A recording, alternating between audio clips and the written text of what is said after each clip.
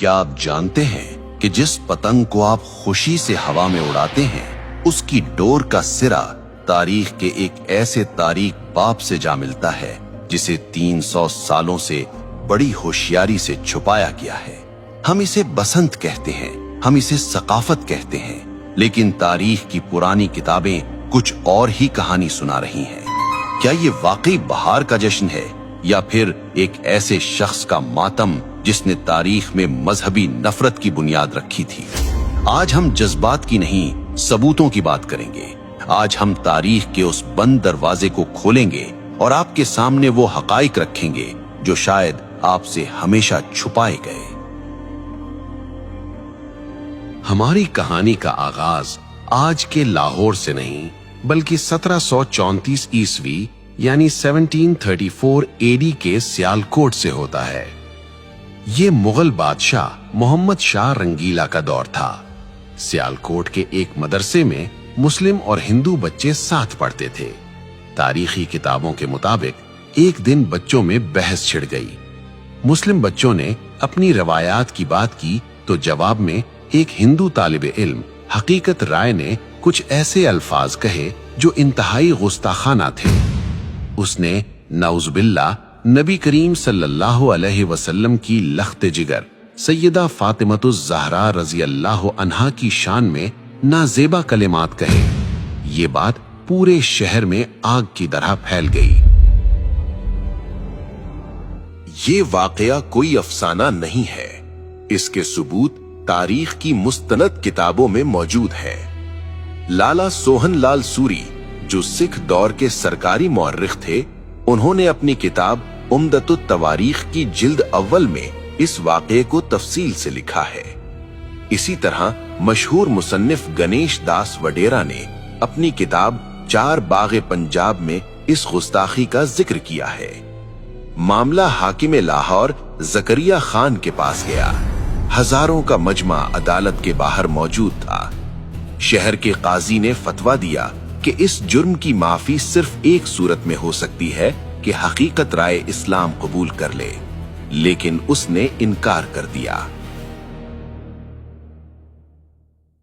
कानून के मुताबिक उसे सजाए मौत सुनाई गई और तारीख बताती है कि जिस दिन हकीकत राय को सजा दी गई वो बसंत पंचमी का दिन था। अब यहाँ ये जानना जरूरी है कि बसंत पंचमी असल में है क्या।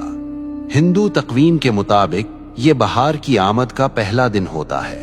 बसंत का मतलब है बहार और पंचमी का मतलब है पांचवा दिन। ये दिन इल्म और फन की देवी सरस्वती की पूजा से मंसूब है। इस दिन हर तरफ जर्द रंग नजर आता है। लोग जर्द कपड़े पहनते हैं और पीले पकवान बनाते हैं, क्योंकि जर्द रंग सरसों के खिलते हुए फूलों और जिंदगी की अलामत समझा जाता है।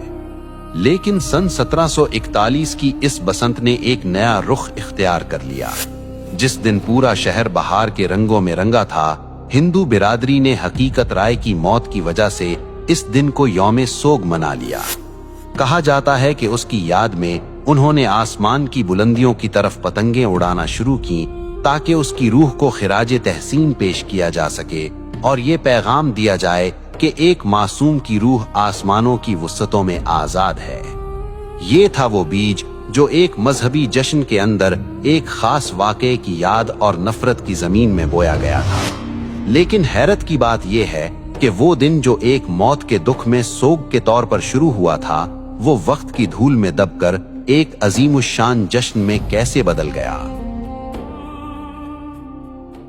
वक्त का पहिया घूमा और पंजाब में सिखों की हुकूमत कायम हो गई। ये महाराजा रंजीत सिंह का दौर था। रंजीत सिंह ने देखा कि बसंत का त्यौहार लोगों में मकबूल है।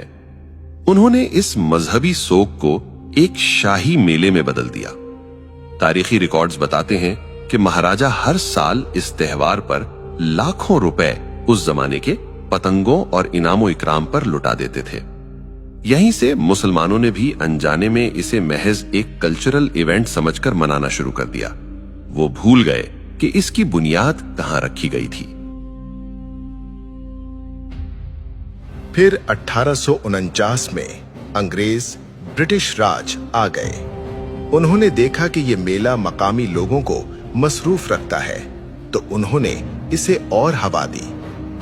अंग्रेजों के दौर में लाहौर के अंदर बाकायदा बसंत क्लब बन गए। छतों पर होने वाली पार्टियां और होटलों में होने वाले रक्स अब लाहौर की पहचान बन चुके थे। 1947 में पाकिस्तान बना, लेकिन अफसोस हम जमीन तो ले आए मगर कुछ रस्में सरहद के उस पार से अपने साथ ले आए। और फिर इस त्योहार ने अपना असली खूनी रंग दिखाना शुरू किया। आजकल एक दलील दी जाती है कि जी हम केमिकल डोर इस्तेमाल नहीं करते, हम तो सादा धागा इस्तेमाल करते हैं। ये एक बहुत बड़ी गलतफहमी है।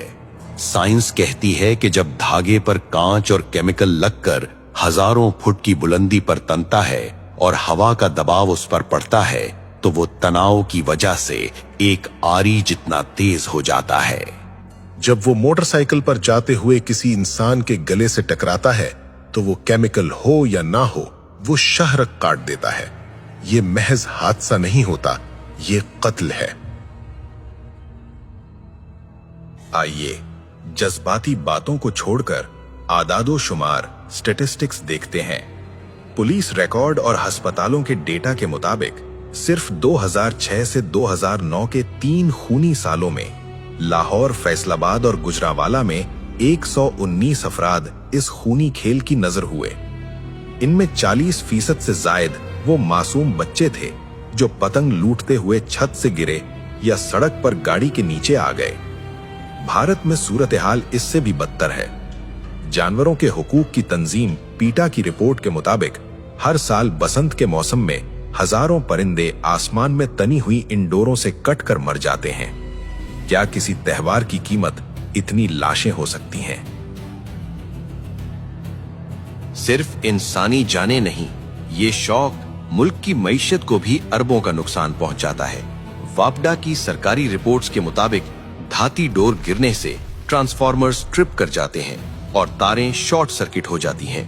माजी में एक एक रात में लाहौर जैसे शहर को कई कई घंटे अंधेरे में डूबा रहना पड़ा।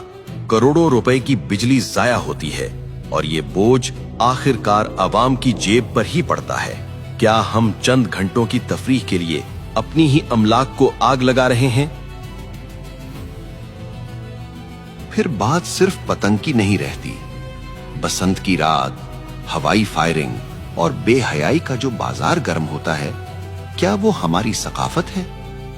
एक तरफ दुनिया भर के मुसलमान गजा और फलस्तीन के बच्चों के लिए रो रहे हैं और दूसरी तरफ हम अपनी ही गलियों में अपनी ही खुशी के लिए अपने ही लोगों का खून बहा रहे हैं। क्या ये बेहिसी की इंतहा नहीं है? सवाल ये है कि अगर बसंत नहीं तो फिर क्या?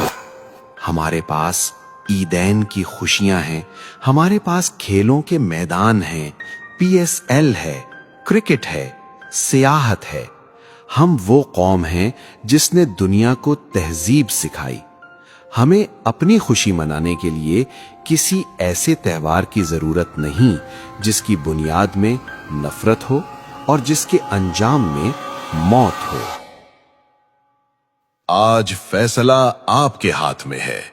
जब आप बाजार से डोर खरीदें तो एक बार सोच लीजिएगा, कहीं आपके पैसे किसी मां की गोद उजाड़ने के काम तो नहीं आ रहे।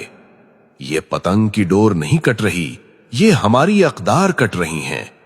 तारीख गवाह है कि जो कौमें अपनी बुनियाद भूल जाती हैं, वक्त उन्हें मिटा देता है।